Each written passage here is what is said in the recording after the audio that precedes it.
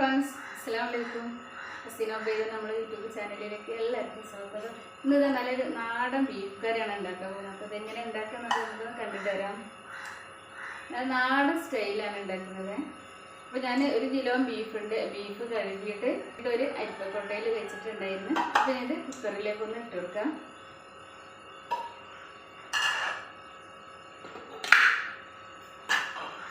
പിന്നെ 2 സവാളയാണ്, വലിയ സവാളയാണ്, 2 ഇതുപോലെ നീളത്തിൽ തന്നെ കട്ട് ചെയ്യണം.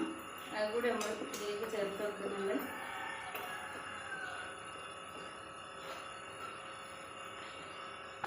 പിന്നെ 3 തക്കാളി 3 പച്ചമുളക് കൂടി ചേർത്ത് വെക്കുക.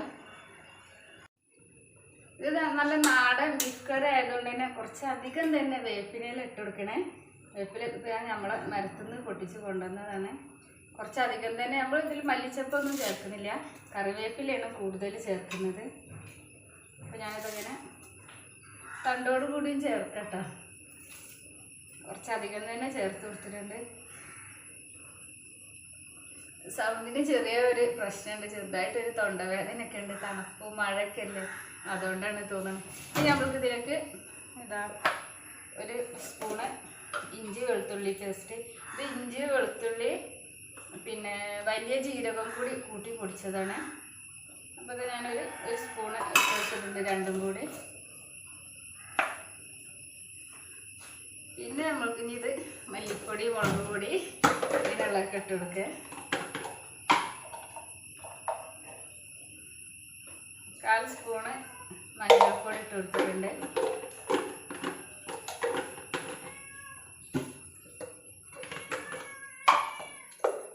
ഇത് വലിയൊരു ടീസ്പൂണാണ്. അപ്പോൾ 3 സ്പൂണ് മല്ലിപ്പൊടി ചേർത്ത് വെക്കുന്നുണ്ട്. ഇത് ഞാൻ മല്ലിയും മുളകൊക്കെ വറുത്ത് പൊടിച്ചതാണ്, അതുകൊണ്ട് ഇനി ഇത് വറുക്കുന്നില്ല. വറുക്കാതെ പൊടിച്ചതാണെങ്കിൽ നമ്മളൊന്ന് ഒരു പാനിലിട്ട് ചെറുതായിട്ടൊന്ന് വറുത്തെടുത്താൽ മതി. മുളക് പൊടി ഇത് ചെറിയ ടീസ്പൂണാണ്, അപ്പോൾ അതുകൊണ്ട് 3 സ്പൂൺ ഞാൻ ഇതിലിട്ട് കൊടുക്കുന്നുണ്ട്. പിന്നെ എരിവില്ലാത്ത മുളക് പൊടിയാണ്.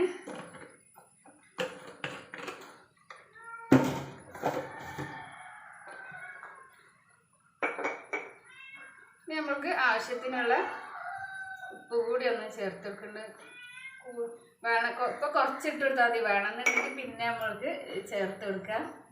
ജീരകങ്ങൾ, ഗരം മസാല ഒക്കെ ഇവിടെ, ഗരം മസാല, ചെറിയ ജീരകം കുറച്ചിട്ട് കൊടുക്കുന്നുണ്ട്. ചെറിയ ജീരകം, പിന്നെ കുരുമുളക് പൊടി ഇത് എല്ലാം ഓരോ സ്പൂൺ ഇട്ട് കൊടുക്കുക.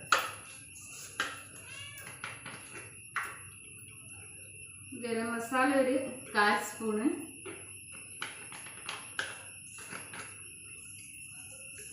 ചെറിയ ജീരകം 1/4 സ്പൂൺ ഇട്ട് കൊടുത്ത്.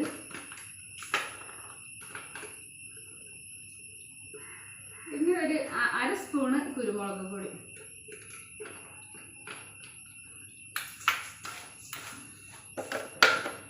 നമ്മൾ എല്ലാ ജോലികളും ചെയ്യുന്നത് എടുത്തതൊക്കെ അപ്പം തന്നെ എല്ലായിടത്തും എടുത്ത് വെക്കുക.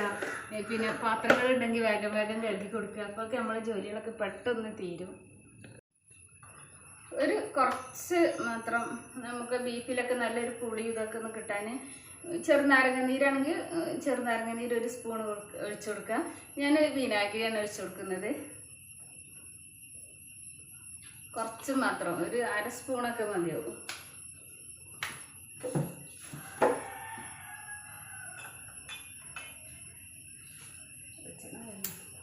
കുറച്ച് വെളിച്ചെണ്ണ കൂടെ ഒഴിച്ചു കൊടുക്കുന്നുണ്ട്. എന്നിട്ട് ഇത് നല്ലപോലെ മിക്സ് ചെയ്യുക. കൈ വെച്ചിട്ട് തന്നെ നല്ലപോലെ ഒന്ന് മിക്സാക്കി കൊടുക്കുക. 1/4 സ്പൂണ് ഉലുവ കൂടി ചേർത്ത് കൊടുത്തിട്ടുണ്ടായിരുന്നേ, വീഡിയോ മിസ്സായി പോയതാണ്. അപ്പോൾ ഉലുവ കൂടി ചേർത്ത് കൈ വെച്ചിട്ട് നല്ലപോലെ ഇത് മിക്സ് ചെയ്യണേ.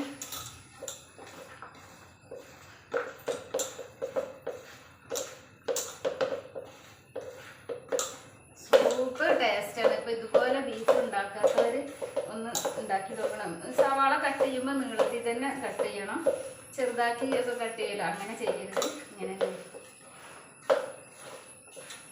അപ്പോൾ ഈ കറിവേപ്പില ഇതൊക്കെ ഇങ്ങനെ ഈ നല്ലപോലെ കൈകൊണ്ട് മിക്സ് ചെയ്യുമ്പോഴേ നല്ല സ്മെല്ലൊക്കെ വരുന്നത്. കുറച്ച് മാത്രം വെള്ളം ഒഴിച്ചു കൊടുക്കാം. ഒരു സ്വല്പം മാത്രം നമ്മളെ കൈ ഇങ്ങനെ ഇരിക്കും. പിന്നെ ബീഫിൽ വെള്ളം ഉണ്ടാവും. ഒരു അര ഗ്ലാസ് വെള്ളം ഞാൻ ഒഴിച്ചു കൊടുത്തിട്ടുണ്ട്. ഇതൊന്ന് നമുക്ക് ഇനി ഇതാ നമ്മളെ കുക്കറൊന്ന് അടച്ചു കൊടുക്കുന്നുണ്ട്. പിന്നെ ഓരോരുത്തരുടെ ബീഫിനനുസരിച്ചിട്ടായിരിക്കും ബീഫിൻ്റെ വേവ്. ചിലത് ഒരു 6-7 വിസിൽ, ഇല്ലെങ്കിൽ 8 ഒക്കെ ഉണ്ടാവും. പിന്നെ ഒരു 3 വിസിലടിച്ചതിന് ശേഷം നമ്മൾക്കൊന്ന് സിമ്മിലിട്ടിട്ട് അങ്ങനെ ഒരു 3-4 വിസിൽ അങ്ങനെ അടിച്ചെടുക്കാം. ഒരു 6-7 വിസിൽ എന്തായാലും വേണ്ടി വരും ബീഫൊന്ന് വെന്ത് കിട്ടാൻ. നമുക്ക് സ്റ്റൗവിൽ വെച്ചിട്ടൊന്ന് വേവിച്ചെടുക്കാം.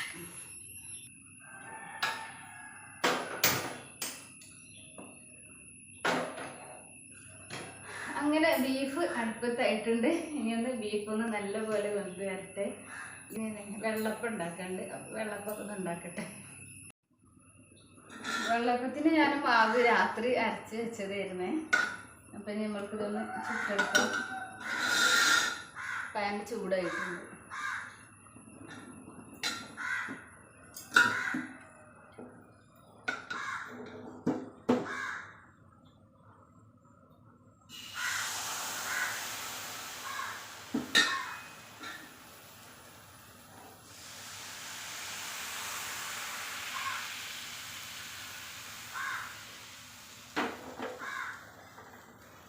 ഇത് പൊടി വെച്ചിട്ടാണ് ഞാൻ ഉണ്ടാക്കുന്നത്.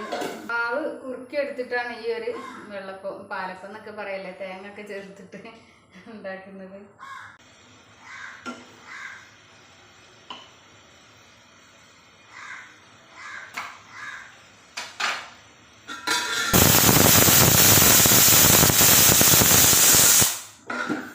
ഇപ്പൊ 3 വിസിലായിട്ടുണ്ട്. ഇതൊന്ന് ഞാൻ സിമ്മിൽ ആക്കി കൊടുക്കാം.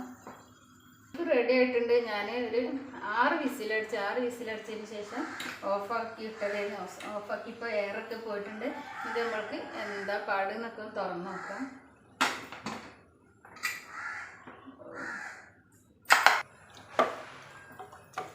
ഇത്രയൊരു ഗ്രേവിയിൽ നമ്മളെ ബീഫ് നല്ല പോലെ വെന്ത് കിട്ടിയിട്ടുണ്ട്.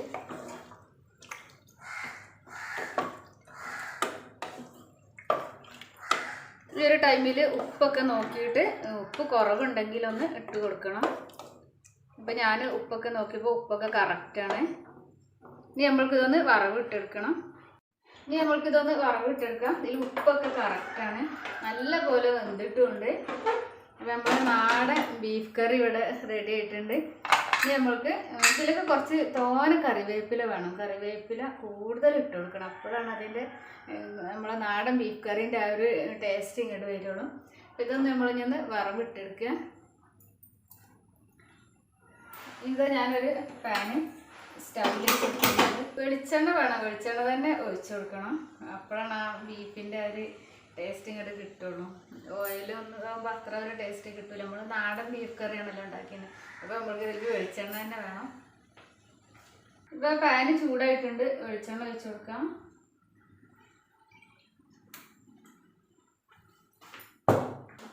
ഞാൻ കുറച്ച് ഉള്ളി ചെറുതായി കട്ട് ചെയ്ത് വെച്ചോളൂ. ചെറിയ ഉള്ളി ഇല്ല, അപ്പോൾ ഞാൻ സവാളയാണ് എടുത്തിട്ടുള്ളത്. ചെറിയ ഉള്ളി ഉണ്ടെങ്കിൽ ചെറിയ ഉള്ളി തന്നെ എടുക്കാം. വലിയ ജീരകം കുറച്ച് നമുക്ക് ഇട്ട് വെക്കാം.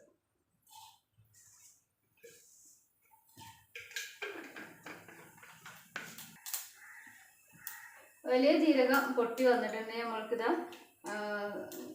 സവാള കട്ട് ചെയ്തത്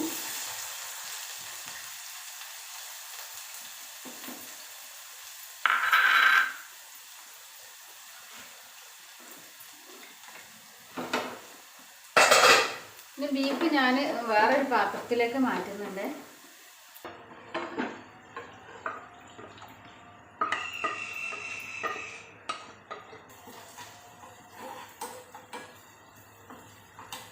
കുറച്ച് കറിവേപ്പില ഇട്ട് കൊടുക്കുന്നുണ്ട്.